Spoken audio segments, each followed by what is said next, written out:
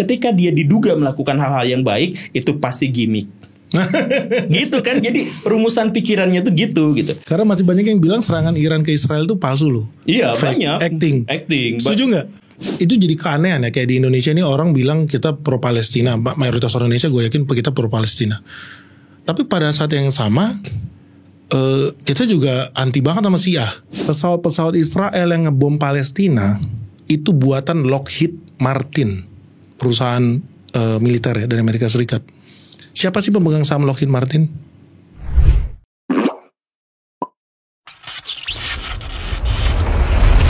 Kita bikin videonya itu tentang rudal Iran ke Israel ya. Gitu kita bilang itu satu. Tapi ketika belum nyampe, rudalnya itu banyak dicegat. Meledak di udara. Ya, meledak di udara. Di situ gue bilang kemungkinan bukan cuma Jordan. Karena kalau lu pikir baik-baik, ada tentara sekutu juga dong nyegat kayak pesawat-pesawat mereka buat cegat rudal-rudal itu.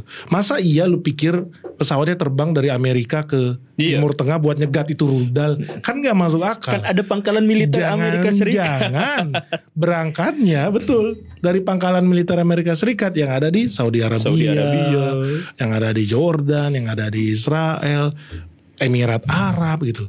Kan lebih logis ya dibanding dia terbang dari Washington ya. Kan gak masuk akal. Karena video itu.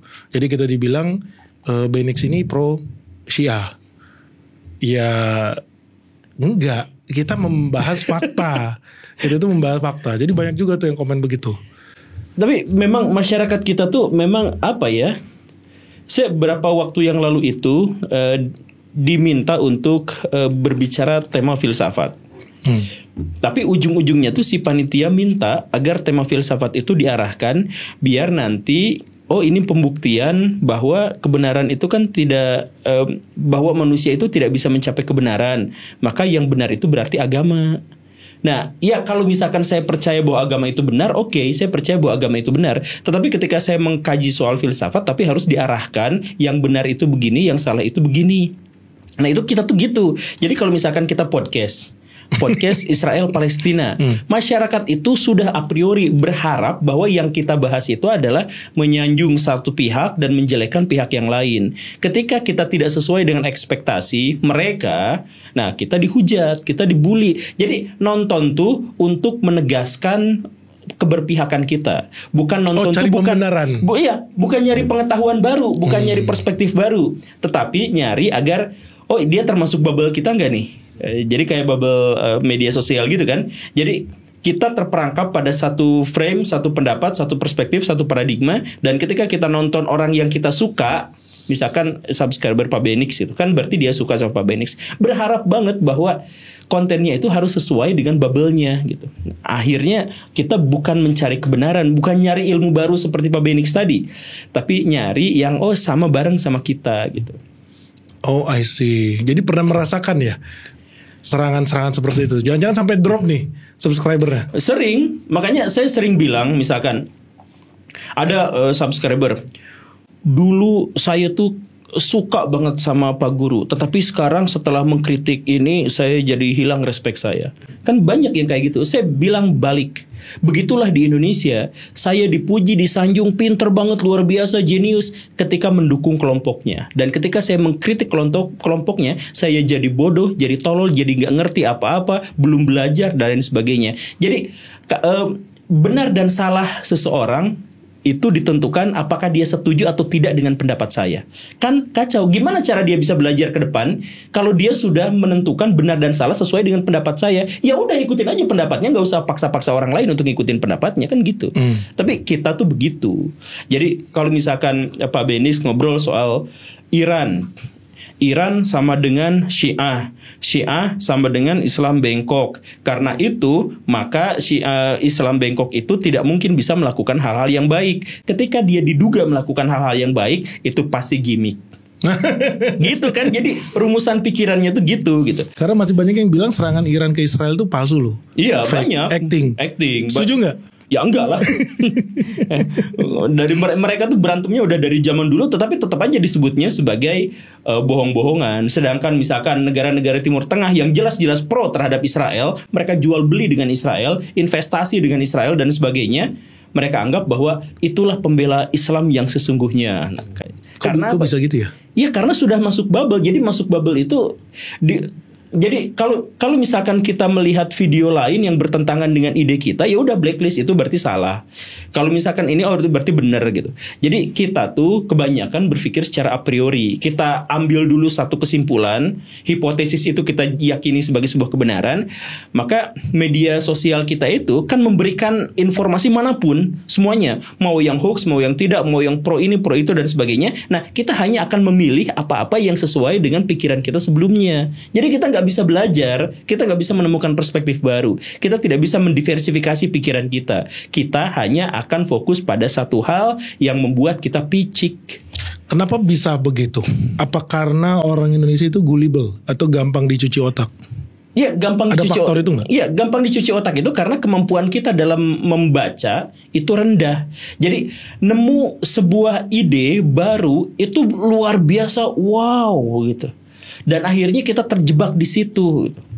Kan jadi. Tapi enggak Pak Guru, gue ada ketemu orang, sorry ya, gue potong. Menurut gue sangat-sangat terpelajar lah, sangat-sangat well educated. Dia salah satu investor besar juga di ISG. Itu dibuktikan dengan dia cut loss 80 miliar di sebuah saham batu bara. Dia cut loss 12 tahun yang lalu. Anyway, dia datang ke gue, dia komplain, gue nggak setuju sama video lu tentang bahwa kita itu harus membela Palestina, tentang bahwa Israel itu melakukan genosida. Itu kan peperangan, namanya peperangan ya pasti ada yang mati. Itu cuma efek samping lah gitu loh. Terus gue merasa aneh, kok bisa ya orang yang terpelajar itu bilang itu aneh, itu bilang hoax, foto-foto orang-orang yang mati di Palestina itu hoax, itu acting. Maksud gue kok bisa begitu ya? Padahal ini orang dalam konteksnya begini. Gue bilang sama dia juga, gue ada kepikiran dia berbicara seperti itu. Kebetulan dia non muslim lah. Dan gue bilang sama dia, itu nggak begitu. Karena gini ya, kalau lu mau lihat lebih dalam, Palestina itu pasti ya, gue udah pasti yang namanya negara, pasti ada orang Hindu, pasti ada orang Buddha, pasti ada orang Kristen, pasti ada orang Katolik. Itulah Palestina gitu loh. Dan kalau lu lihat lagi di Palestina itu banyak gereja juga dibom. Iya. Iya dong. Bro, orang Kristen lo Pak Katolik lu tuh nggak dianggap. Lu tuh mungkin bukan manusia dari sudut pandang Zionis ya. Iya. Karena buat mereka ya mereka pilihan Tuhan lah, umat pilihan Tuhan. Ya, bebas dan juga beragama. Orang Mongolia juga merasa dirinya keturunan serigala. Tapi coba ketemu serigala, dimakan juga sih dia pasti. But the reality adalah, gue yang bingung adalah kenapa lu nggak bisa lihat faktanya bahwa banyak anak-anak perempuan mati. Itu fakta gitu loh, yang kita nggak bisa bungkus ya. Lihat foto ada gedung berjajar-jajar jadi puing-puing, gedung-gedung 20 lantai 30 lantai, kan udah pasti ya nggak mungkin lah Hamas bisa punya kompleks perumahan sampai 70 gedung berdarah-darah, nggak mungkin lah. Pasti ada orang sipil di situ yang mati. Dan menurut gua apapun agamanya, kita harus pro dengan apa? Dengan kemanusiaan yang mati di situ. Kita itu harus betul-betul lebih care gitu loh. Karena ini bukan peperangan ya, menurut gue ini pembantaian. Beda Ukraina sama Rusia lah ya. Ukraina disuplai senjata, Rusia punya senjata, dar-dar tembak-tembakan, mereka di situ main tembak-tembakan. Ya, perangnya di Ukraina, padahal yang perang Amerika sama Rusia. Tapi itu perang. Tapi Israel Palestina menurut gue bukan perang, itu pembantaian. Iya dong. Nah kalau kita pembantaian ya korban-korban jiwa itu ya kita, menurut gue sih ya kita harus lebih care di situ. Makanya gue jadi agak aneh juga ketika kemudian ada orang yang bilang, wah, emang netizen ini aneh ya, dari satu video kesimpulan bisa beda juga. Ada yang bilang, wah, Benix ini pro Israel, makanya dia itu muji-muji Iran. Lah, jadi dari satu video aja kesimpulannya bisa berbeda-beda gitu. Kenapa muji-muji Iran berhasil bikin rudal? Itu fakta. Faktanya apa ya? Satu-satunya ya negara Muslim yang bisa bikin roket ke antariksa, Iran. Dengan segala keterbatasannya, dengan disanksi segala rupa, itu fakta, gak usah lu bantah. Satu-satunya negara yang bisa bikin rudal balistik antar negara itu juga Iran. Satu-satunya negara Muslim ya yang juga bisa mengembangkan teknologi nuklirnya Iran juga gitu. Iya. Saudi Arabia sampai sekarang dengan segala kekayaan yang nggak bisa-bisa, Indonesia nggak bisa-bisa. And that's fact, bukan artinya gue muja-muja si Iran gitu ya, atau muja-muja si enggak. Itu fakta. Itu adalah fakta gitu. Dan tapi ya itulah. Jadi gue juga bingung, banyak banget nih yang nyerang dari sisi kiri, sisi kanan, sisi tengah. Padahal mereka nggak tahu nih, kemarin ketika Afrika Selatan menggugat Israel ya di pengadilan HAM internasional, kita orang pertama lu yang kirim bunga. Terima kasih ya Afrika Selatan sudah membela Palestina. Nah, Afrika Selatan itu kan bukan soal Sunni Syiah, itu soal kemanusiaan ketika dia menggugat Israel. Karena memang terbukti Israel memang melakukan upaya genosida, atau ada beberapa rekaman yang kemudian diambil sama Afrika Selatan untuk menunjukkan bahwa ini pembantaian ini emang niat, emang terencana gitu. Kan ada jelas buktinya gitu. Jadi kita berbicara soal tindakan itu. Nah, jadi ya itu tadi. Jadi kita tuh ngelabelin orang dulu, bikin frame dulu. Dia liberal, dia Sunni, dia Syiah, dia kafir, dia misionaris, dia ini. Kita bikin frame itu dulu. Nah, setelah itu kita sematkan sesuatu yang baik atau buruk. Kalau Muslim, sematkan dulu yang baik-baik semuanya apa. Kalau dia melakukan kejahatan, apa iya sanksi. Kita ada misalkan di sini yang sebaliknya. Oh, ini ada misionaris. Kita sematkan dulu sesuatu yang jahat, penipuan apa segala rupa kayak gitu.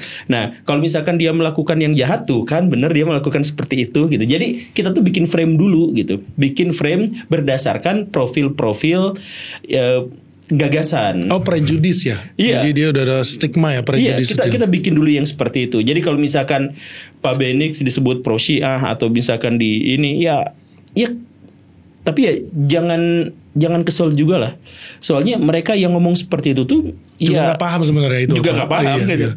Mereka hanya dapat dari satu sumber dan kemudian mereka banggakan itu. Tapi gue jadi penasaran nih Pak Guru. Itu jadi keanehan ya, kayak di Indonesia ini orang bilang kita pro Palestina, mayoritas orang Indonesia gue yakin kita pro Palestina. Tapi pada saat yang sama kita juga anti banget sama Syiah.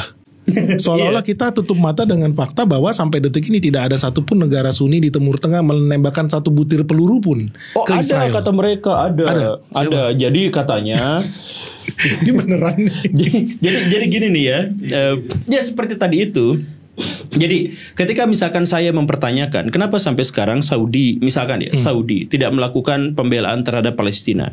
Nah, para pendukungnya akan mengatakan, "Oh, ini sekian miliar dolar itu diserahkan Saudi Arabia kepada Palestina tetapi nggak bilang-bilang." Jadi sebenarnya itu real. Nah, sedangkan Iran dengan Israel itu mereka gimmick kayak main Smackdown. Karena apa? Ya karena misalkan Iran nembakin ke Israel tapi ke gurunnya, ke wilayah yang jauh dari fasilitas-fasilitas Israel, dan begitu pun sebaliknya. Israel nyerangnya ke Isfahan bukan ke Teheran. Jadi itu sebenarnya cuma gimmick doang dan sebagainya. Nah, jadi mereka tidak cukup dengan fakta, karena fakta itu diinterpretasikan oleh mereka sesuai dengan prejudge tadi itu, sesuai dengan a priori mereka bahwa ini pasti baik dan pro terhadap ini. Arab Saudi pasti baik, Arab Iran Saudi pasti jahat. baik. Kan saya bantah juga kalau misalkan iya memang Saudi Arabia memberikan bantuan kepada Palestina, tetapi coba hitung dengan investasi Saudi Arabia ke Israel dan begitu pun sebaliknya. Coba hitung nilainya mana yang lebih gede kan. Ini luar biasa nih, udah ngomong investasi nih. Iya, tapi kan itu dan itu betul, dan itu betul.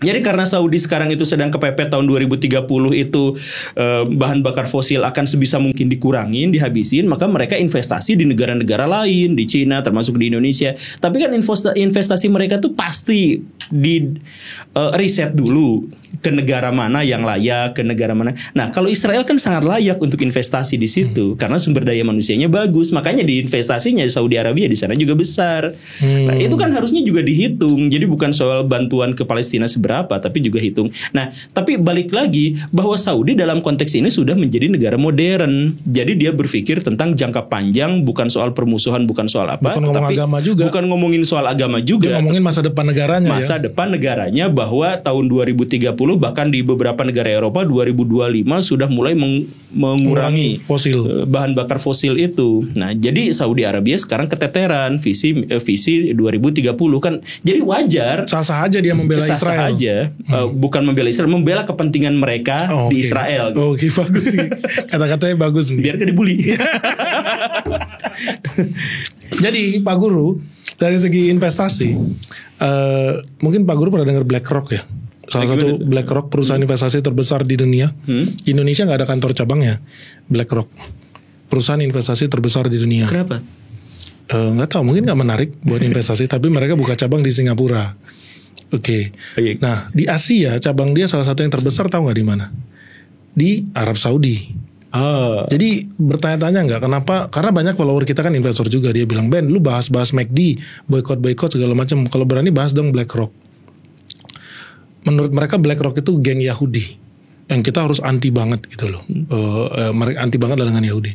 Tapi faktanya kalau lu lihat duitnya BlackRock itu kan cuma operator, mengoperasikan duit orang lain. Which is ya kalau lihat duit yang paling banyak di Asia ya orang-orang dari Timur Tengah, jualan minyak unlimited tiap hari. Indonesia jutaan barel minyak kita bakar. Kenapa BlackRock nggak buka kantor di Jakarta tapi buka kantor di Arab Saudi? Tentu karena duitnya banyak. Dan tahu nggak duitnya terus kemudian BlackRock itu investasikan di mana? Pesawat-pesawat Israel yang ngebom Palestina itu buatan Lockheed Martin, perusahaan militer ya dari Amerika Serikat. Siapa sih pemegang saham Lockheed Martin? BlackRock. Mantap nggak? Mantap. Jadi selama ini jangan-jangan yang ngebom ini Palestina itu pakai duit orang Indonesia tuh. Tapi kitanya nggak tahu. Kitanya nggak tahu. Kenapa bisa begitu ya? Agak aneh ya. But that's fact. Itu yang nggak bisa lu. Itu fakta yang bukan gue rekayasa lu bisa buka sendiri. BlackRock ada cabang nggak di Arab Saudi? Bener ada. BlackRock bener nggak beli sahamnya si siapa? Owner pemegang saham di Lockheed Martin itu benar, dan begitu banyak perusahaan militer yang lain juga. Tapi kenapa? Apakah salah Arab Saudi invest di Lockheed Martin atau di BlackRock? Ya wajar sebagai sebuah negara. Sebagai sebuah negara, dia harus pentingkan kepentingan negaranya. Jadi ketika dia ambil keputusan itu, gue yakin bukan karena dia anti Muslim, bukan karena dia anti Palestina menurut gue. Iya bukan, karena wajar sebagai sebuah negara berusaha untuk melindungi kepentingan rakyatnya, negaranya untuk masa depan. Betul. Yang aneh kalau ada negara yang tidak mementingkan kepentingan rakyatnya buat masa depan. Yang lebih penting lagi ada rakyat dari sebuah negara yang malah ngurusin negara-negara lain soal kepentingan-kepentingannya tanpa mereka ketahui. Kan banyak yang kayak gitu. Ya di sini ini. Kita ngomongin Israel, kita ngomongin Palestina, kita ngomongin apa, kita buang sampah, bakar sampah sembarangan tanpa menghasilkan sesuatu yang produktif. Banyak di antara kita yang seperti itu. Banyak. Ya makanya ayo kita, kalau misalkan kita misal ya kalau misalkan kita marah terhadap kelakuan Israel di Timur Tengah, kalau misalkan kita marah terhadap koruptor-koruptor di Indonesia, ya kemarahan itu jangan kita jadikan alat untuk benar-benar menjadi ekstremis, bukan menjadi bawa bom kemana-mana, bukan. Kemarahan itu ayo kita alokasikan untuk menjadi bahan bakar semangat kita untuk menentukan bahwa di masa depan saya akan menjadi pahlawan-pahlawan yang menghancurkan kejahatan-kejahatan yang saya lihat hari ini. Kan begitu. Atau minimal mulai dari diri sendiri ya. Iya. Ketika mereka kemudian bisa masuk jadi PNS, katakan masih golongan 3 atau masih yang baru-baru masuk golongan 4, bisa mulai dari sendiri untuk nggak melakukan hal-hal yang dari dulu dia sebelin itu. Iya. Walau mungkin nggak bisa juga ya, agak sulit ya. But at least lu bisa lakukan itu, karena kalau nggak mulai dari sekarang, kayak guru gue tuh selalu ngomong, kalian ini pahlawan calon penerus bangsa ini. Kalau gue kenapa bukan lu aja yang kenapa jadi kita yang mesti lakukan itu? Lu emang ngapain aja? Tapi ya mau nggak mau ya memang kita harus lakukan itu ya, karena kalau nggak, tahu nggak sih ranking korupsi kita Pak Guru Gembul itu merosot terus tuh sekarang. Dulu itu kita rankingnya masih di 120, 130. Sekarang 111 ya? Sekarang udah 150, 160. Oh 111. Salah. Kita di 115 ya? Masih di, oh ya, tapi lebih naik deh. Setahu gue dulu itu 100 berapa gitu. Ya anyway itu bukan prestasi juga lah ya. Lu peringkat 100-an dari sekian 160 negara yang disurvei. Dan itu menurut gue menyedihkan, karena ya banyak negara gagal jadi negara maju karena kita gak berantas korupsi itu. Iya. Nah satu nih Pak, ada hubungan nih dengan Pak Guru nih. Kita ngobrol soal video terakhirnya Pak Guru. Mungkin 2 video terakhir membahas tentang food estate. Programnya Pak Jokowi dan kemudian Pak lanjut Jokowi ke Pak Prabowo. Yang kemudian mungkin ada hubungannya dengan kasih makanan gratis ya. Jadi kita termasuk orang yang anti bansos. Jadi terus terang sampai detik ini gue nggak berubah, gue anti bansos. Karena menurut gue itu tidak mendidik. Jauh lebih bagus lakukan, kasih hal-hal yang berguna buat masa depan orang ya. Oke, sekarang ada program makan siang gratis. Pak Guru setuju atau tidak setuju dengan itu? Untuk beberapa wilayah dengan beberapa ketentuan tertentu saya setuju, tetapi tidak bisa dijadikan sebagai program nasional. Duitnya katanya sampai tembus ke 400 triliun dan sebagainya, itu kacau banget. Kalau misalkan itu benar seperti itu. Argumentasi yang saya ajukan adalah misalkan kan runtutan dari logika mereka dari kubu Pak Prabowo dan sebagainya adalah sumber daya manusia Indonesia itu rendah. Kenapa rendah? Karena kurang gizi. Kurang gizi berarti kurang makan. Karena itu kita harus beri mereka bantuan makanan. Nah, itu runtutan logikanya seperti itu. Nah, saya pikir dari runtutan logika itu ada yang cacat sedikit. Yaitu sumber daya manusia Indonesia itu rendah. Rendah itu gara-gara kurang gizi. Kurang gizi tidak harus sama dengan kurang makan. Banyak orang-orang di Indonesia yang banyak makan tapi kurang gizi. Data yang dikeluarkan oleh Kementerian Kesehatan diantaranya, atau saya lupa yang lain, itu menyebutkan anak stunting di Indonesia itu 30% penyumbangnya itu adalah orang kaya. Sorry. Jadi stunting, malah anak orang kaya stunting. Orang kaya stunting. Jadi misalkan ya di Kalimantan yang stunting itu 35%. Nah, yang di misalkan ada daerah di Jawa Tengah itu yang sampai 30%, misalkan ya. Nah, itu berdasarkan wilayah. Kalau misalkan berdasarkan strata ekonomi, 30%-nya orang kaya. Bisa ya? Karena apa? Karena kurang gizi tidak sama dengan kurang makan. Itu yang harus ditekankan kepada masyarakat kita. Banyak orang-orang kita yang banyak makan tetapi kurang gizi. Karena apa? Kita gak ngerti manajemen makanan. Kita gak ngerti apa itu gizi, nutrisi, dan sebagainya. Jadi anak-anak kecil, orang-orang kaya, kalau mau jajan karena terlalu seenaknya, dikasih ciki, dikasih mie goreng, dikasih apa, dan itu jadi makanan yang bikin mereka kenyang tetapi tidak bergizi. Nah, kebanyakan anak-anak stunting di Indonesia bukan gara-gara kurang makan, tetapi ketidaktahuan keluarganya tentang nutrisi mana yang layak dimasukkan ke dalam tubuh anaknya. Dan stunting itu kan yang paling parah itu di usia-usia dini. Jadi kalau misalkan anak di usia dini itu tidak mendapatkan asupan gizi yang memadai, maka dia stunting. Nah, sedangkan makanan gratis malah untuk anak sekolah. Kan ini juga sebenarnya loncat. Ditambah lagi misalkan logika. Karena harusnya ketika dia masih kecil ya. Iya, usia playgroup lah, balita lah. Makanan gratis itu seharusnya diserahkan kepada mereka kalau misalkan tujuannya adalah untuk meningkatkan sumber daya manusia. Betul. Karena memang disebutkan bahwa ini adalah untuk meningkatkan sumber daya manusia dan meningkatkan pertumbuhan ekonomi katanya sampai 2%. Ya. Walaupun saya bingung risetnya dari mana. Tapi ya gak apa-apa lah ya, mungkin ada riset yang saya belum baca gitu mungkin. Tapi kemudian ada masalah berikutnya. Masalah berikutnya itu adalah bahwa penyebab stunting itu bukan hanya kurang gizi, tetapi juga karena polusi. Nah, polusi di Indonesia tinggi. Jadi banyak wilayah-wilayah, banyak daerah-daerah di Indonesia yang stunting bukan gara-gara kurang makan, tetapi mereka ada di wilayah yang polusinya sangat tinggi. Misalkan di antara perkebunan sawit, di mana air dan tanah mereka itu sudah benar-benar over sama pupuk dan pestisida. Misalkan yang seperti itu. Nah, di situ stuntingnya tinggi. Jadi bukan butuh makanan, tetapi para pejabat yang menanam sawit itu mohon sawitnya dipinggirin dulu, jangan dulu di ini gitu. Kan bisa kan begitu gitu. Jadi ya saya setuju dengan upaya meningkatkan sumber daya manusia, tetapi kalau misalkan bikinnya secara general adalah dengan cara seperti itu, ditambah lagi dengan ketidaksetujuan saya itu adalah bangsa Indonesia tidak kurang makan karena setiap tahun kita membuang 48 juta ton waste. Betul. Sampah makanan.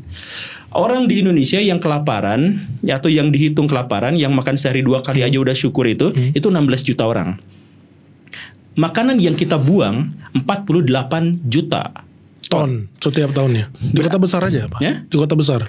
Iya. Nah, dan kerugian akibat itu, kerugian lingkungannya adalah 500 triliun. Gila. Coba kalau misal 48 juta ton itu kita kasih kepada orang-orang yang kelaparan, berarti setiap orang itu makan sekitar berapa? 3 ton setahun. Ya. Ya, sekitar 3 ton setahun kan berarti gimana siapa yang bisa menghabiskan, orang yang bisa menghabiskan makanan 3 ton setahun masih gitu. berlebih itu. Itu sangat-sangat berlebih. Jadi yang paling pentingnya apa? Manajemen makanan kita. Bukan kemudian kita bikin sebuah program yang anggarannya 400 triliun, kemudian yang 500 triliun yang tadi akibat kerusakan lingkungan itu diabaikan saja. Berarti kalau misalkan makan gratis ini dilaksanakan, kita rugi 1.000 triliun per tahun. Gue paham nih. Berarti aturannya mungkin ada tindakan alternatif ya, kayak misalkan bikin lembaga Kementerian Pangan yang mungkin tugasnya adalah mendatabase nih restoran-restoran atau rumah tangga yang ada waste food makanannya. Karena gue tahu tuh ada beberapa restoran terkenal, minimarket terkenal juga dari Jepang. Itu gue tahu dengan persis karena dulu kantor kita di situ ya, Dam. Tiap hari dia buang setidaknya 26 ayam setiap hari. Nah, iya, ayam goreng. Bakpao juga dia ada bikin, dia buang. Gue tanya, Mbak ini nggak boleh gue ambil aja, gue mau ambil deh. Tempat sampahnya di mana? Dibanding gue bayar, gue makan aja dari situ gratis kan. Dia bilang nggak boleh Pak, kita aja nggak boleh ambil krayonnya. Ketika kita buang ke tempat sampah, kita harus foto, nanti kirim ke atasan. Nah, iya. Terus gue pikir sadis banget. Dan itu ada karyawan yang suatu kali makan, ngambil yang makan sisa itu, padahal masih bagus dibuang, dipecat. Ya karena memang SOP-nya katanya harus dibuang. Betul. Nah, dibuangnya kemana? Iya ke Bantar Gebang. Dibuangnya dicampur dengan Sama-sama organik, lain, ya. Anorganik, semuanya dicampur apa segala rupa. Itu menurut gue sayang banget. Gue memang bisa pahami, mungkin mereka takut keracunan ya. Kalau dia kasih ke orang apa segala macam, tuh orang yang makan keracunan. Waste di donat-donat tuh, toko-toko donat tuh juga banyak. Takutnya orang keracunan, nanti mereka digugat. Gara-gara lu gue keracunan. Ya masuk akal juga sih. Apalagi kalau makanan yang branded begitu, dia bisa lihat, oh gara-gara dia gue keracunan. Jadi mereka harus waste itu bisa masuk akal. Tapi kalau itu bisa dikoordinasi, karena banyak juga makanan yang memang bagus, berkualitas dibuang, ya mungkin ide bagus tuh memang sih. Ya, makanya itu di luar dikasih manajemen aja gitu. Iya. Misalkan kita bisa milah, atau misalkan seburuk-buruknya gitu ya, makanan yang kita buang itu kita jadiin pupuk, kita jadiin makanan hewan ternak. Kan kita tuh bingung, misalkan kita bikin pupuk. Caranya gimana? Adalah dengan sawah-sawah, kebun-kebun kita ambil, kita bayar kan, kita beli, kemudian jadi pupuk, kemudian kita jual. Nah kan kita sebenarnya ada ruginya di situ karena kita beli. Nah kenapa itu enggak yang sisa-sisa makanan itu kita olah lagi jadi pupuk? Kita kan gratis, berarti sumber ininya, bahan bakunya gratis, kita jual. Kan sebenarnya bisa aja seperti itu. Bisa banget. Di Singapura ada startup lakukan itu. Nah ini ide bagus nih buat follower kita nih, yang pengen bikin perusahaan. Jadi kerjanya dia ngolekin dari restoran-restoran waste itu. Ada beberapa yang memang dia sortir lagi masih bagus, dia kasih ke panti asuhan ya. Nah sebagian besar itu dia jual ke perusahaan perkebunan dan peternakan. Memang dirubah jadi makanan ternak. Itu memang ide bagus tuh. Itu kalau di Indonesia bisa lakukan 40 juta ton ya. Enak banget kita buka peternakan aja. Gak usah beli pakan. Saya kesel kan di dekat rumah saya itu ada pasar tradisional. Itu sampah organiknya aja sampai 2 ton 3 ton per hari. Diolah nggak? Dibuangnya pakai mafia. Maksudnya? Jadi misalkan, jadi gini nih ya. Oh masa sih sampah aja pakai mafia? Iya sampah tuh pakai mafia. Jadi gini ceritanya. Sedih banget. Jadi ada pejabat, daripada kita buang ke sana numpuk-numpuk, mendingan kita beli mesin dari Jepang 300 juta rupiah, pengolah sampah. Oke, bagus. Jadi dong. bagus dong. Nah sehari kita beli aja kita 5 si pengolah sampahnya itu. Nah itu akhirnya kan jadi produktif. Iya dong. Udah dipilah, bisa dimanfaatkan berikutnya, gitu kan. Nah tapi itu tidak dijalankan. Kenapa? Sebab kalau misalkan kita buang ke sana, orang sana dapat 12 miliar per tahun dari uang sebagai sewa, kompensasi TPA. Iya, kompensasi TPA. Nah, orang-orang di sana marah, si mafia-mafia marah. Di sana tuh marah. Jadi, mendingan bayar ke sana 12 miliar setahun daripada kita beli yang Jepang itu misalkan 2 miliar untuk seterusnya. Karena apa? Ya karena ada mafia itu di situ. Oh, pantesan gue punya kenalan kaya banget. Lu ngapain sewain tanah buat TPA? Jadi di depannya itu dia bikin pagar, pintu masuk, kalau keluar masuk dicatetin tuh. Ada rupiahnya. Dikali berapa truk, kali berapa ribu ya. Ternyata duitnya dari situ. Dan dia bilang biaya paling tinggi adalah buat koordinasi politik. Supaya tempat dia dipertahankan terus menjadi TPA. Jadi itu tips investasi bukan sih yang berat juga ya kalau dikit-dikit pakai mafia ya. Sampah aja pakai mafia, padahal ide bagus loh. Itu ide bagus sih, mengurangi polusi. Terus bisa menambah pupuk organik. Gila. Ya kita buang-buang itu 48 juta ton sampah setahun dengan kerugian 500 triliun setahun kita abaikan. Kemudian yang justru produktif dan memberikan sesuatu yang baik buat kita abaikan. Ya gitulah kita gitu. Gila. Ngeri banget ya Pak Guru ya. Waduh, banyak banget nih PR-nya nih. Jadi banyak solusi sih sebetulnya ya yang kita bisa ambil kalau food waste itu bisa diputer aja ya. Iya. Mungkin distribusi makanannya diatur atau manajemen makanan yang kadaluarsa, pilih-pilihnya. Gua rasa sih visible banget sih. Atau di-convert jadi makanan ternak-ternaknya kan nanti dimakan juga ya. Jadi roti yang kadaluarsa itu lebih baik daripada roti yang bagus untuk beberapa hewan ternak kan? Karena udah fermented kali. Iya. Betul. Terakhir Pak Guru, gue mumpung inget nih. Tadi sebelum break kita sempat bahas Jepang. Gue baru inget. Apa ya? Jepang kenapa tadi? Enggak, kita bahas apa ya? Konspirasi atau apa ya? Oh iya, Jepang bangkrut.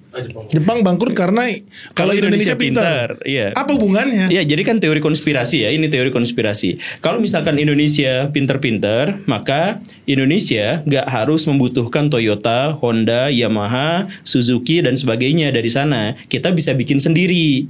Karena kalau misalkan kita pinter. Tetapi karena kita nggak pinter, maka kalau kita nongkrong di pinggir jalan, maka semua kendaraan yang lewat itu adalah berlabel Jepang. Ya walaupun nanti ada regulasi baru sekian persen spare partnya dari Indonesia dan sebagainya, tapi intinya itu adalah Jepang kan. Nah karena apa? Karena kita tidak bisa membuat itu atau menciptakan lisensi itu. Nah kenapa? Agar kita tetap tidak bisa membuat, maka sumber daya manusia itu harus dibuat rendah. Gimana caranya? Dengan bikin lembaga-lembaga pendidikan yang akan merusak bangsa. Teori konspirasinya gitu. Makanya beberapa peraturan-peraturan atau kebiasaan-kebiasaan pendidikan kita itu nampaknya merusak otak secara sistematik daripada menghasilkan. Jadi contohnya gini nih.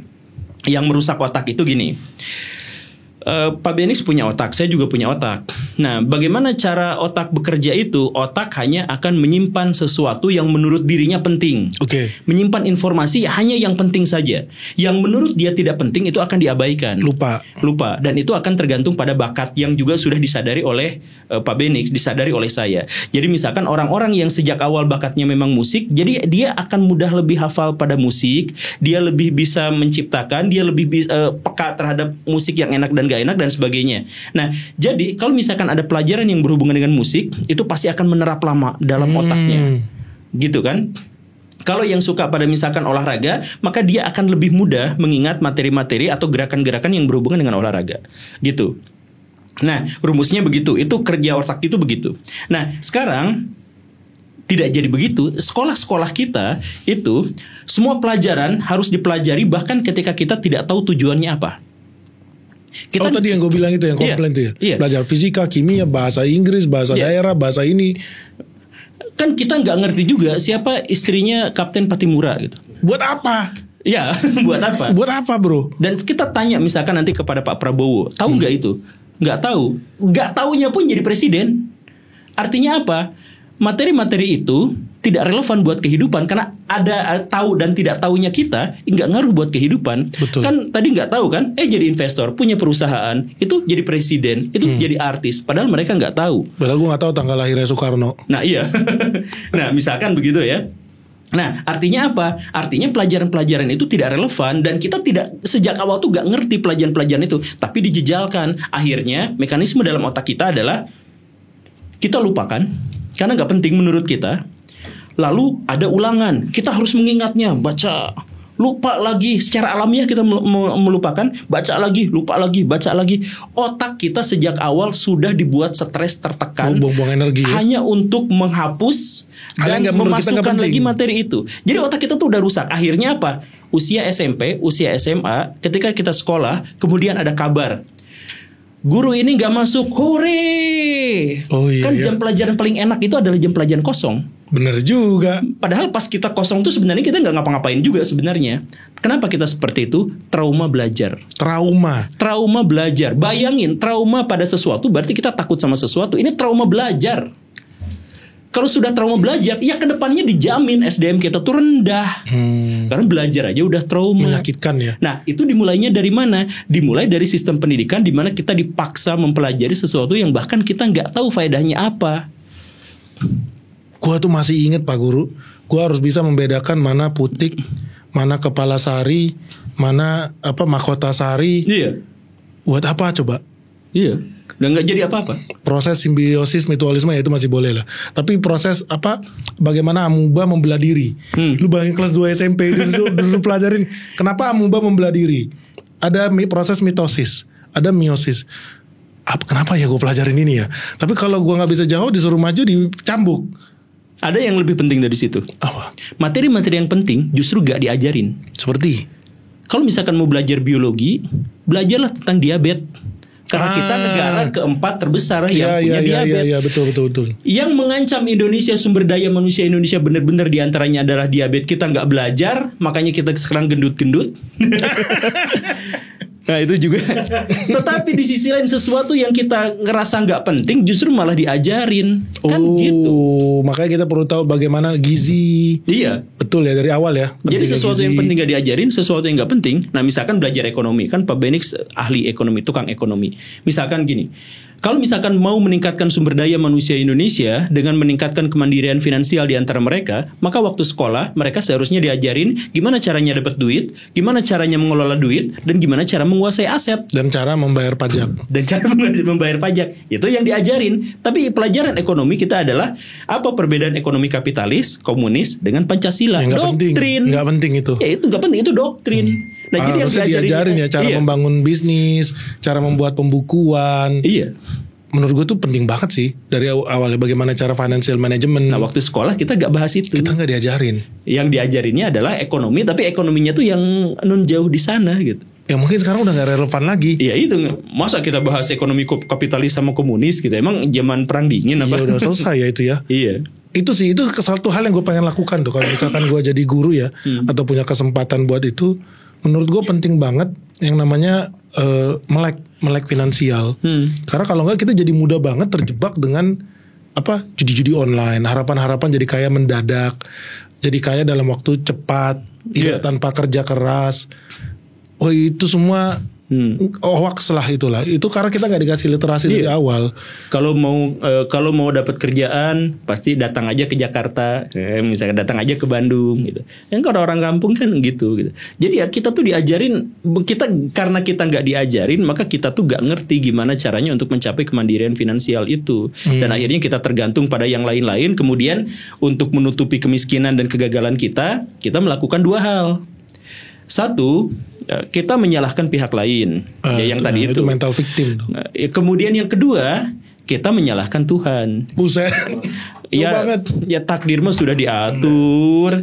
Nah yang penting mah kita akhirat kita terjaga daripada kita ngejar-ngejar terus dunia, tapi akhirat kita terbengkalai daripada gitu gimana. Nah jadi kita justru malah hal-hal yang mistik kita tarik.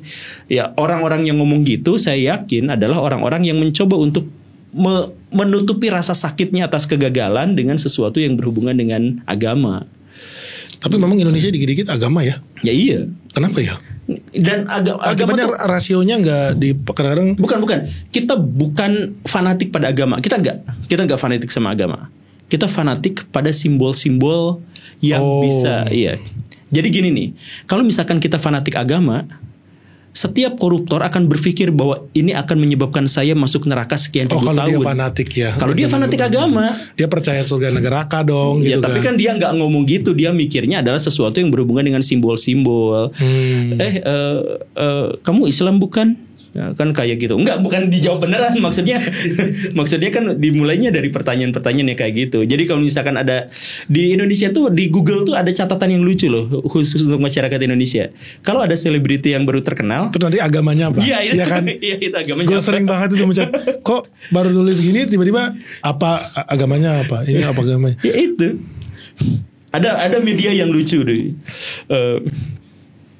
Apa agama dari Kamaru Usman, pemain UFC beragama Muslim? Itu di media massa tulisannya gitu judulnya.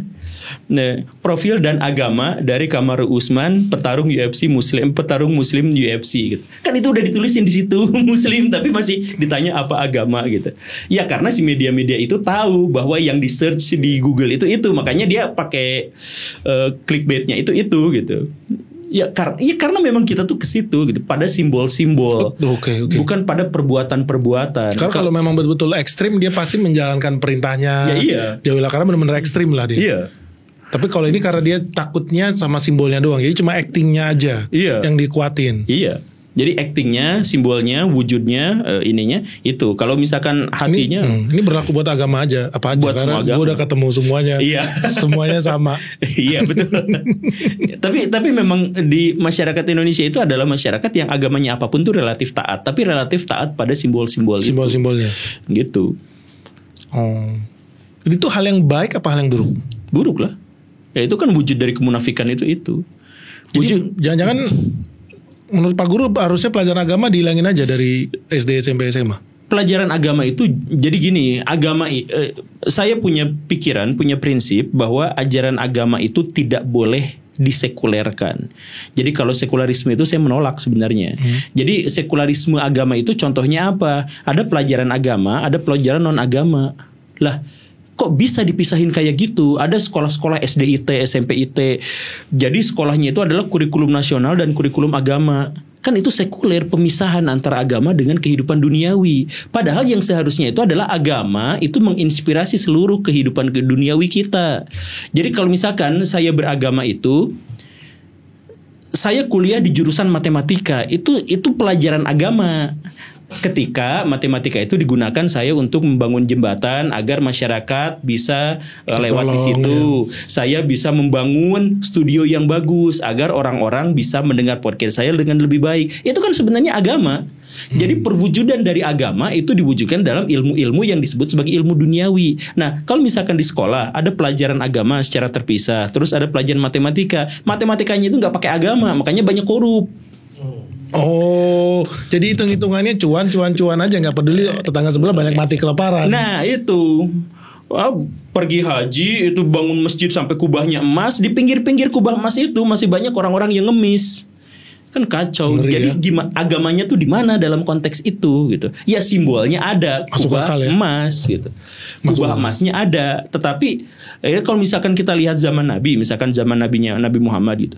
Nabi Muhammad itu punya uang untuk merenovasi masjid, tetapi tidak digunakan untuk itu. Lebih banyak digunakan untuk memberi nafkah orang-orang fakir miskin yang ada di sekitar situ. Karena lebih berguna. Ya iya kan SDM-nya, masjidnya itu simbol itu cuma itu bangunan. Yang paling pentingnya itu adalah orang-orang yang ada di situ. Ini benar loh, ini benar banget. Ya iya. Ya Nabi itu melakukan itu. Nah kenapa kita nggak melakukan itu? Kita bangun masjid mewah-mewah apa segala rupa, tapi ditutup, dikunci, dilarang tiduran di sini. Cuman mau istirahat aja nggak boleh.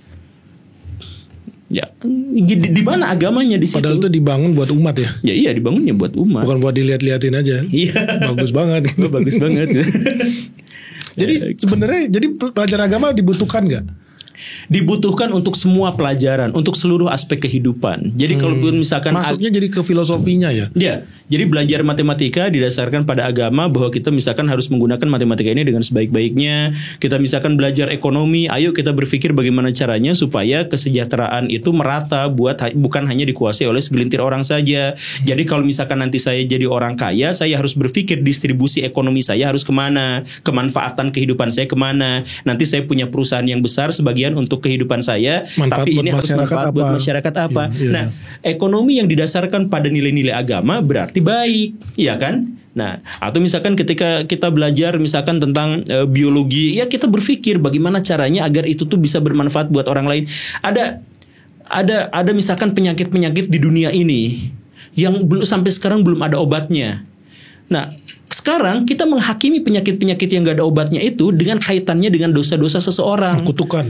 Bukannya berpikir gimana kita menciptakan obat-obatan untuk bisa menyelesaikan masalah-masalah kesehatan itu. Kan kalau misalkan biologi dikaitkan dengan urusan agama atau kedokteran diuruskan dengan agama yang tadi itu, berarti akan muncul ide kita gimana caranya agar kita menyelamatkan orang-orang yang punya penyakit hidrosepalus.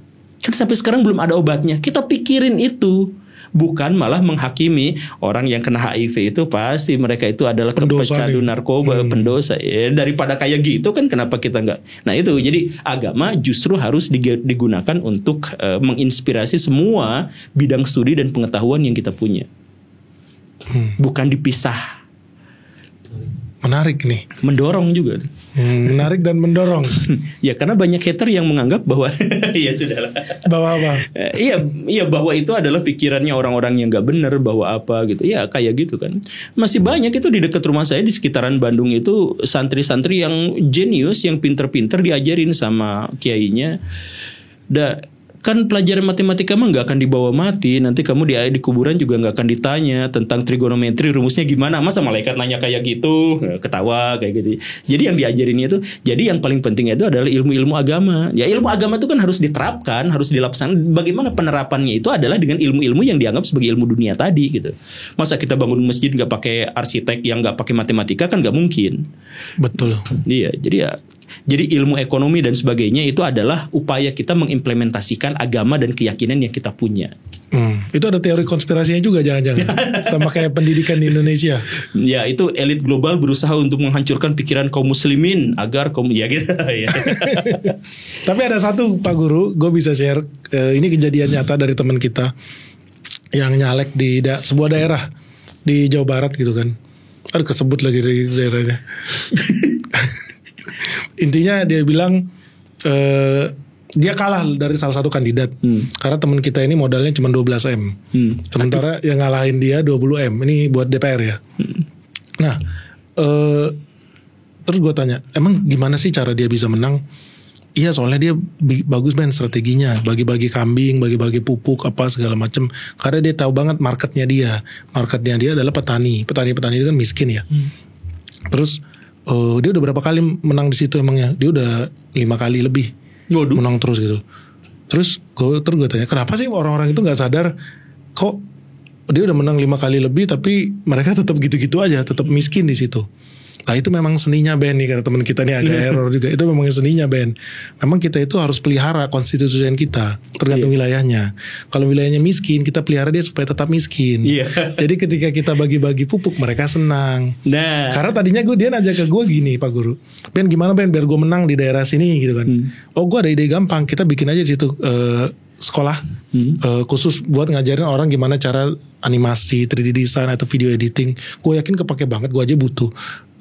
Atau gini aja, gimana kita caranya ngumpulin limbah-limbah plastik di langgar-langgar ya, di pesantren-pesantren apa masjid-masjid.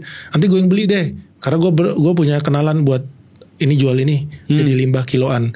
Pasti gampang tuh, sekilo kita bisa dapat 12.000. Nanti kita kumpulin, ibu-ibu dapat penghasilan. Wah kalau itu jangan Ben. Nanti mereka jadi punya duit ini orang kampung. Kalau punya duit gue nggak dipilih lagi. Iya. Kacau. Iya.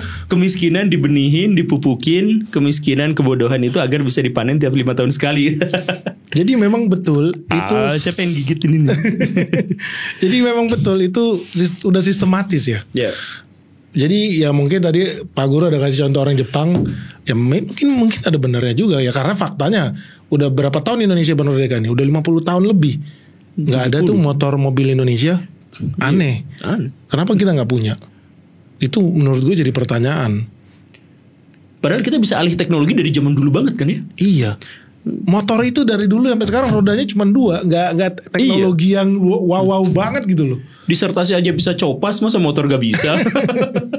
Iya, tapi itu betul sih, itu bisa jadi konspirasi. Tahu nggak kenapa Pak Guru? Gimana Pak tuh? Karena kita pasar paling gede di Asia Tenggara. Oh iya, penduduknya paling banyak ya. Penduduknya paling banyak.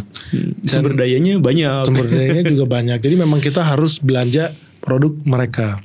Nah yang lebih ngeri lagi, semua kendaraan-kendaraan punya Jepang itu, mayoritas kendaraan Jepang itu bukan kendaraan listrik. Bahkan hampir gak ada loh. Mereka bikin mobil listrik. Pernah berpikir nggak? Ini bukan konspirasi, ini fakta ya. Kenapa mereka semangat banget jualan mobil bensin? Kenapa tuh? Jangan-jangan kilang minyaknya punya mereka. Gak usah yang paling jauh lah. Minyaknya dibawa dari Timur Tengah ke kita pakai apa? Pakai kapal dong. Tanker ya. Yang punya kapal tanker siapa? Iya. Dia juga. Tahu nggak siapa pemegang paling besar? Depannya huruf T. Jadi kalau dibilang itu sebuah konspirasi, enggak, itu fakta. Tauco itu ya. Tauco. Tauco. Jadi dari depan sampai belakang kendaraannya pakai dia, minyaknya pakai dia, kapal yang buat ngangkutnya pun pakai dia juga. Pertamina bangga banget bikin kapal, dia punya VLCC ya, Very Large Crude Container, ada 2 biji gitu kan. Tapi kita nggak pernah pikir dia beli sama siapa. Iya. Tahu nggak bikinnya di mana? Dari mana tuh? Dari Jepang juga. Nah yang punya kapal siapa ya sebenarnya? Ah itu jadi pertanyaan tuh Pak Guru. Iya. Seru ya. Seru Ya. Gue berharap terakhir. Pak Guru kalau ditawarin jadi menteri mau nggak? Ini titipan nih. Iya nggak mau. Saya jadi presiden pun saya mikir-mikir. Nggak enak ya Pak sebenarnya. Ya makanya saya bilang kan di banyak tempat saya bilang. Kalau saya ditawarin jadi menteri saya nggak mau. Ditawarin jadi presiden dengan syarat bahwa saya boleh melakukan tindakan-tindakan diktator. Oh itu wajib. Iya, makanya kalau misalkan demokratis ya, bahwa setiap kebijakan harus diributin dulu sama DPR, nanti ada rapatnya, iya di situ ada anggaran yang habis, ada kong kali kongkong, segala rupa. Udahlah DPR-nya saya bubarin gitu, kayak Pak Karno gitu. Ya Gus Durnya yang malah bubarin. Susah ya. Tapi berarti gue tahu nih, Pak Guru setuju Indonesia itu salah satu cara Indonesia mau maju, kita itu harus jadi kayak Xi Jinping. Ya, setuju. Gue juga setuju. Bukan arti anti demokrasi loh. Enggak. Demokrasi itu untuk mempertahankan kemapanan, bukan untuk mencapai kemapanan. Betul. Dan buat negara kayak Indonesia ini memang mau nggak mau kita harus pakai dengan tangan yang keras ya. Iya. Tangan besi ya. Setuju ya Pak Guru? Setuju. Satu partai setuju juga? Enggak. Kalau satu partai gak setuju. Biarin mereka berbacot-bacot, kita adu dalam gagasan gitu. Tapi dalam tindakan saya yang ambil alih gitu. Itu mereka itu kan tetap harus memberikan kritik kepada saya, harus apa kepada saya. Tapi soal kebijakan urusan saya gitu. Kan kayak gitu. Jadi gak usah diribut-ributin apa segala rupa gitu, gak beres-beres. Kita KUHP itu masih buatan Belanda. Betul. Ketika kita mau bikin sendiri kemarin itu netizen ikut ribut. Nah, betul. Netizen ikut ribut soal hukum kan. Jadi akhirnya apa? Ya kembali lagi ke Belanda. Muter-muter aja di situ ya. Muter-muter aja di situ. Ya, tapi kalau seandainya nggak satu partai, kalau masih banyak partai jadinya tetap repot tuh. Partai itu lebih buruk daripada etnosentrism, kata Bung Karno. Jadi kalau misalkan ada yang terbaik adalah Jawa, wah kamu nggak tahu apa-apa soal Minangkabau, kami adalah yang terbaik. Nah itu sikap seperti itu masih jauh lebih baik daripada punya partai politik yang banyak. Sengeri itu partai. Kata Bung Karno. Ya karena apa? Karena partai politik itu akan menunggangi etnosentrisme, menunggangi kemiskinan, menunggangi agama dan sebagainya untuk kepentingan politik. Jadi diakumulasi semua kejahatan itu oleh partai politik dalam pikiran Bung Karno. Apakah itu salah satu alasan kenapa Pak Guru tidak maju kemarin pilkada? Pileg. Gue yakin ada partai yang nawarin. Jujur. Ada kan? Ada. Kenapa gak mau? Dua lagi tuh. Dari 3 tuh 2 lagi. Gue yakin. Boleh spill gak nama partainya? Gak boleh. Jangan. Tapi alasannya kenapa gak mau? Ya karena saya diminta untuk kampanye untuk kepentingan mereka. Ya iyalah namanya juga partai. Saya awalnya sempat nerima sejauh saya akan mengkampanyekan kepentingan negara. Bukan kepentingan partai atau kepentingan pemerintahan atau rezim tertentu. Jadi kepentingan negara. Nah kalau saya kampanye di kepentingan negara kan saya YouTube aja kepentingan negara itu. Saya mengkampanyekan kepentingan negara di situ. Nah jadi saya nanti pas kampanye saya bisa aja kritik siapapun yang saya pikir melanggar kepentingan negara.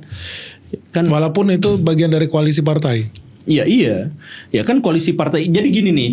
Ini ngomongnya jadi kepanjangan tadi, tapi nggak apa-apa lah. Jadi kan gini, untuk mengambil keputusan di sebuah negara ya katakanlah demokratis gitu ya, itu kan ada beberapa mekanisme. Ada aklamasi, ada voting, ada musyawarah, ada lobbying. Nah, kita tuh yang 3 ini tuh bohongan, karena yang terjadi sebenarnya adalah lobbying. Jadi kita tuh nggak voting ketika kita misalkan memilih calon presiden dan wakil presiden kemarin kita itu, emang kita voting, emang kita memilih mereka? Enggak lah.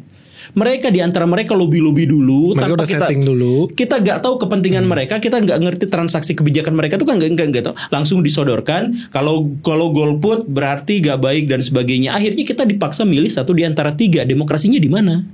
Kan itu mah lobbying aja di situ. Kan kita nggak tahu kepentingan Pak Anies sama Pak Muhaimin tiba-tiba nyalon sebagai dari Nasdem. Kan di situ pasti ada kong kali kongnya, ada transaksi. Jadi nanti kamu harus gini, ininya gini, ininya gini, ininya tapi gini. Tapi semua kan pasti transaksional. Iya semuanya gitu, semuanya kayak gitu. Nah kan nggak dipublikasikan ke masyarakat. Kan kita nggak tahu transaksi itu? Ya mungkin baik, banyak di antara mereka yang baik, tapi kan kita nggak tahu, nggak ada satu mekanisme di mana itu bisa transparansikan gitu. Kayak jadi Pak Mahfud. Kan kita nggak tahu gitu. Nah kalau seperti itu ya sebenarnya kita nggak, demokrasi itu kan dalam konteks ini adalah utopia gitu. Jadi kita tidak bisa mengawal demokrasi itu karena kita tidak tahu mekanisme apa yang terjadi di belakangnya. Dan sehingga nggak bisa terwujud ya demokrasi yang idealis sampai kapanpun.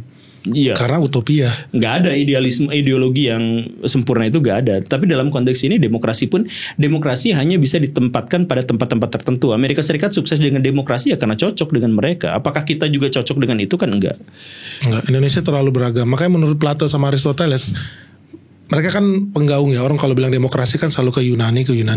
Padahal mereka sendiri menurut mereka sistem terbaik bukan demokrasi, bukan suara terbanyak, karena ujung-ujungnya suara terbanyak itu yang nyoblos bukan orang-orang yang kredibel juga. Jadi tetap harus, menurut mereka sistem kerajaan itu paling bagus dengan catatan rajanya ya oke. Iya. Dan gue setuju, memang metode Xi Jinping itu yang paling ideal ada di Indonesia. Rumus demokrasi itu gini nih.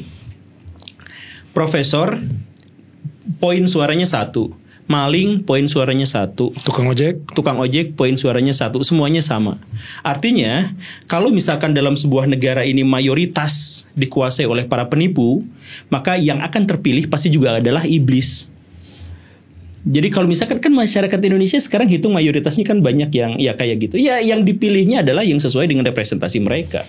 Jadi kalau kita misalkan ngejek-ngejekin pemerintah, ya itu representasi kita. So you got what you deserve. Itu maksudnya.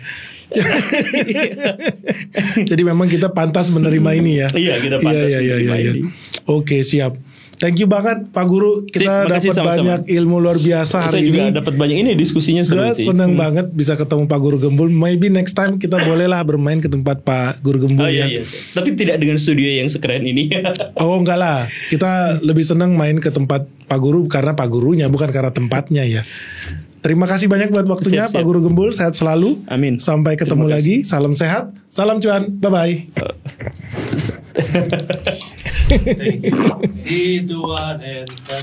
Thank you Pak Guru.